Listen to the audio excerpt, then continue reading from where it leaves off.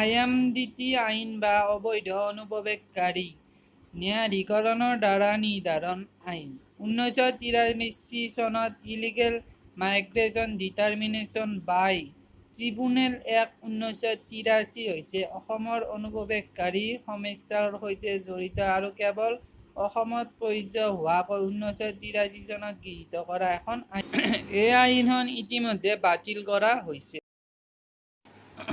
1992 চনৰ 19 ছেপ্টেম্বৰত পাচু গোপাল বৰুৱাৰ সৈতে কেইবাজনো এই আইনখনৰ বৈধতাৰ ওপৰত প্ৰশ্ন কৰি গুৱাহাটী উচ্চ ন্যায়ালয়ৰ কাষ চাপে।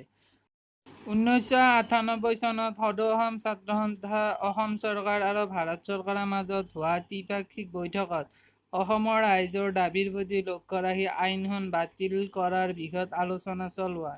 এই একে বছৰতে All India Lawyers Forum for Civil লিবাৰ্টিছে আইনখন বাতিল কৰিবলৈ উচ্চতম ন্যায়ালয়ত এখন আবেদন দাখিল কৰে। 1999 চনৰ 1 ছেপ্টেম্বৰৰ দিনা প্ৰথমবাৰৰ বাবে অসম চৰকাৰৰ ফালৰ পৰা আইনখন বাতিলকৰণৰ সমাধানত উচ্চতম ন্যায়ালয়ৰ এফিডেভিট দাখিল কৰে। 2000 চনৰ এপ্ৰিল মাহত সদৌ অসম ছাত্ৰ সন্থাৰ তেতিয়াৰ সভাপতি সৰ্বানন্দ সোণোৱালে আইনখনক উচ্চতম ন্যায়ালয়ত প্ৰত্যাহ্বান জনায়। আইন আয়োগৰ 175তম প্ৰতিবেদনেও আইনখনক বাতিলকৰণৰ সমৰ্থন কৰে। অসমত কংগ্ৰেছ চৰকাৰ অহাৰ পিছত 2001 চনৰ জুন মাহত অসম চৰকাৰে এফিডেভিটখনৰ ভাষ্য সলনি কৰি আইনখনক সমৰ্থন দিয়ে। 2003 চনত বাজপেয়ী চৰকাৰে আইনখন বাতিলকৰণৰ বিষয়ক এখন উত্থাপন কৰি এখন সংসদীয় সমিতিলৈ প্ৰেৰণ কৰে, কিন্তু 2004 চনৰ ফেব্ৰুৱাৰীত সদন ভংগ কৰি দিয়াৰ বাবে এই বিধেয়কখনো অকামিলা হৈ পৰে। অৱশেষত 2005 চনৰ 12 জুলাইৰ দিনাখন উচ্চতম ন্যায়ালয়ে বিলখন বাতিল কৰে।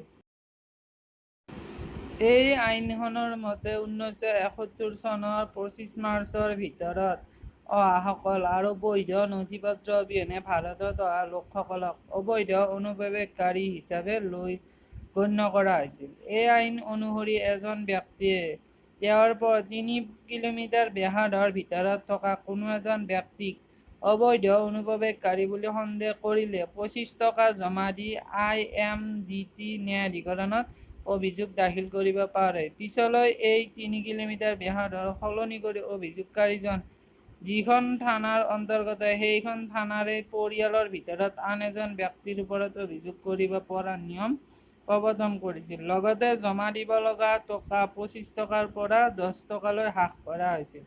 কিন্তু এই আইনখন লেখত ল'বলগীয়া বৈশিষ্ট্য এইটোৱে যে কোনো এজন ব্যক্তি অবৈধ অনুপ্ৰৱেশকাৰী বুলি অভিযোগ দিলে অভিযুক্তজনে অবৈধ হয় নে নহয় সেয়া প্ৰমাণ কৰি দায়িত্ব আছিল অভিযোগকাৰী আৰু আৰক্ষীৰ, অভিযুক্ত ব্যক্তিজনৰ নহয়।